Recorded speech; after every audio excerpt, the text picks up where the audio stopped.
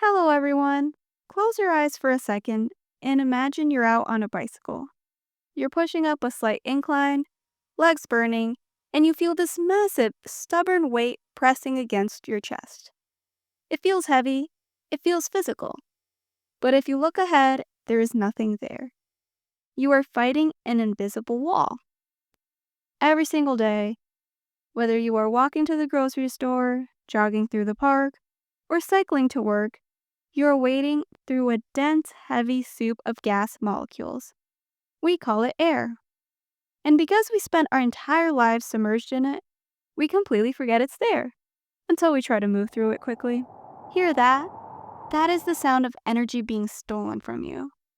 If you've ever gone for a run or a bike ride wearing a baggy hoodie or a loose windbreaker, that sound is incredibly familiar. Your clothes are billowing out behind you like a makeshift parachute, and every snap of that fabric is a tiny physics tax on your muscles. Today, we are diving deep into the hidden mechanics of your wardrobe. We're breaking down the aerodynamics of loose versus tight clothing. We're going to look at why Olympic sprinters wear suits that look like superhero gear, the exact math of how much energy your sweatpants are wasting, and how much clothing designers are using the physics of golf balls to trick the air into making humans faster than ever before. Whether you're a serious athlete looking for a performance edge, or just someone wondering why a headwind makes their evening walks feel like a mountain climb, the clothes on your back matter a lot more than you think. Let's unwrap the science. To understand why a baggy t-shirt slows you down, we have to look at the enemy itself, aerodynamic drag. Drag is the umbrella term for any force that air exerts to resist your forward motion.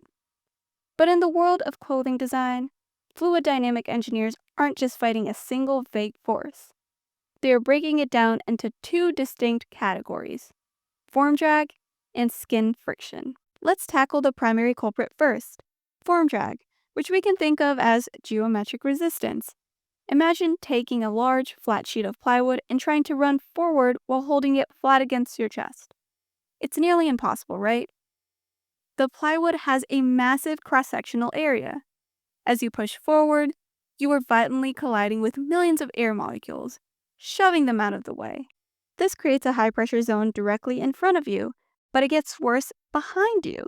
Because you shove the air out of the way so aggressively, you leave an empty pocket of space directly behind your back before the surrounding air can rush in to fill it. That empty space is a low-pressure vacuum. So you have high pressure pushing you backward from the front, and a vacuum literally sucking you backward from behind. Now, swap that sheet of plywood for a sharp, sleek spear. It slices through the air smoothly, leaving almost no vacuum behind it. When you wear a loose, oversized jacket, your body's natural spear-like profile effectively transforms into a sheet of plywood. The fabric catches the air, inflates, and artificially expands your cross-sectional area. You are physically creating a larger geometric wall for your body to push through the world. The second force is skin friction, or surface resistance. This happens at the microscopic level, right where the air touches your outer layer. As you move, air molecules try to slide along the surface of your body. If you are wearing a rough, woven fabric with loose fibers, or if the clothing is bunched up into wrinkles and folds, the air can't slide smoothly. The molecules grab onto these tiny fabric imperfections, creating a microscopic friction that drags you back. Tight compressive clothing solves both problems at once. It compresses your silhouette to minimize form drag, and it creates a smooth, continuous surface that eliminates wrinkles, allowing the air to slide off your body like water off a duck's back. But loose clothing has a third, hidden penalty that tight clothing completely avoids, and it's what engineers call parasitic drag, but you and I know it as the flap. When air flows over loose fabric at a certain speed, it doesn't just pass by. It causes the fabric to lift, drop, and ripple. It creates a state of aerodynamic instability. If you could see the air around a flapping jacket, you wouldn't see clean lines. You would see thousands of tiny, chaotic, swirling tornadoes of air called vortices shedding off the fabric. Here's a fundamental rule of physics you have to remember. It takes energy to make fabric move. Every time your shirt ripples, every time it flaps against your shoulder, and every time it makes that loud snapping sound in the wind, it is consuming kinetic energy. And that energy isn't free. It is being pulled directly from your body. Let's look at the actual numbers to see how bad the energy drain really is. Imagine you're a recreational cyclist riding at a pretty standard pace of 20 miles per hour. To maintain that speed, your body has to continuously pump out a certain amount of power measured in watts. For an average hobbyist, you might be producing around 150 watts of total power. If you choose to ride in a loose, baggy commuter jacket instead of a form-fitting cycling jersey, studies in specialized wind tunnels have shown that the flapping fabric alone can suck away up to 30 to 40 watts of your energy. Think about the math for a moment. 30 to 40 watts out of your 150 watt total, that means you're willingly giving away roughly a quarter of your entire physical energy output just to vibrate your clothes and make noise in the wind. You aren't just working to move yourself forward anymore. You are actively working to power a mini hurricane on your own shoulders. Your muscles are working 25% harder just to achieve the exact same speed. Now, at this point in the conversation, it's completely reasonable to think, okay, look, I'm just trying to stay healthy. I'm jogging at 6 miles per hour, or I'm riding my bike casual style. I'm not trying to win a gold medal in the Olympics. Does this actually affect me in a meaningful way? The answer is a definite yes. Aerodynamic drag isn't an elite privilege. It applies to everybody moving at any speed. To prove it, let's look at data collected from commercial wind tunnels where gear is tested over fixed distances. Let's start with cycling. If you take an average rider and put them on a 25-mile ride, which is pretty standard weekend distance, at the same time, 20 mile per hour pace, the difference between wearing loose, casual clothing versus form-fitting gear is massive. The tight clothing saves that rider between 3 and 4 minutes of total time over that distance. In a competitive race, 3 is a geological epic. It's a difference between a podium finish and being completely forgotten. But even for a commuter, 3 minutes less time fighting a headwind means arriving at your destination significantly less exhausted. What about running? Runners move much slower than cyclists, so you might think that drag doesn't matter at all. But if you are training for a marathon and your goal is to finish under 4 hours, your clothing choice matters over the long haul. Switching from baggy basketball shorts and a loose cotton t-shirt to a form-fitting running singlet and tight compression shorts or tights cuts down your air resistance enough to shave 1 to 2 full minutes off your marathon time. And if you look at downhill skiing, where speeds can easily exceed 50 or 60 miles per hour, the effect is amplified exponentially.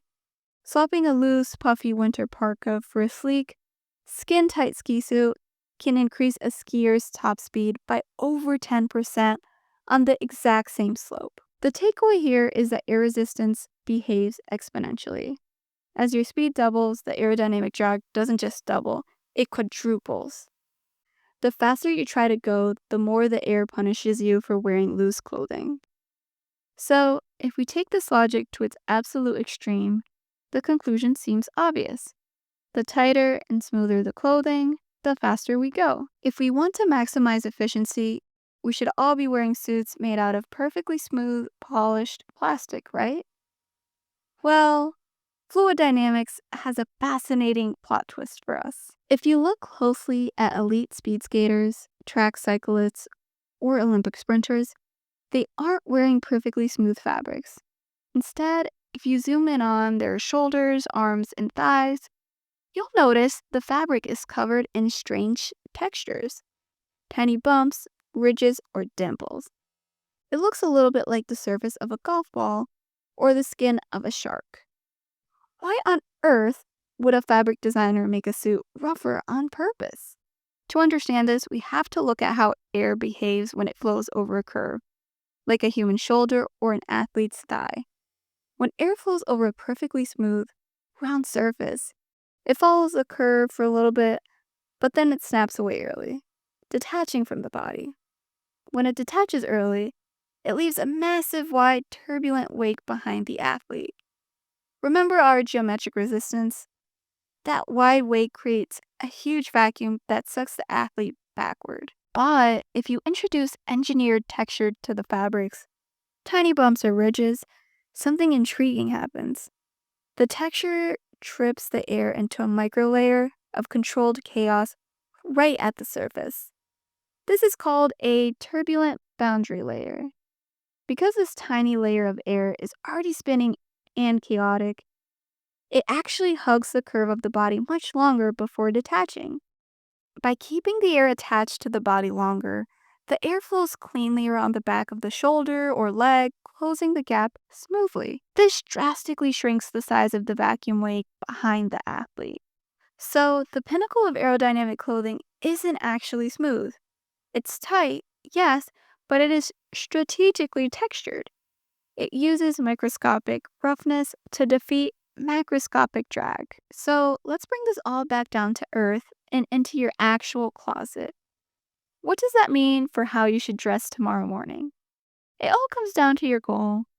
If your primary goal when you walk out the door is pure exercise, if you're just trying to burn calories, build cardiovascular endurance, and make your body work as hard as possible, then by all means, embrace the loose clothing. Put on a baggy hoodie, wear the oversized sweatpants. You're essentially strapping an invisible parachute to your back, forcing your heart, lungs, and legs to work significantly harder for every single mile you cover. It's built-in resistance training, courtesy of the atmosphere. But if your goal is performance, speed, distance, or pure efficiency, if you want to commute to work on your bicycle without arriving completely drenched in sweat, if you want to set a personal record on your next 10K run, or if you just want to glide down a ski slope with maximal control, then it's time to ditch the flap. Ditch the baggy layers, say goodbye to the textile earthquakes and the tiny tornadoes stealing your energy, and embrace the form-fitting gear. Let tight clothing streamline your silhouette, and let physics do the heavy lifting for you. Thanks for listening. Now go out there, choose your wardrobe wisely, and slide right through that invisible wall.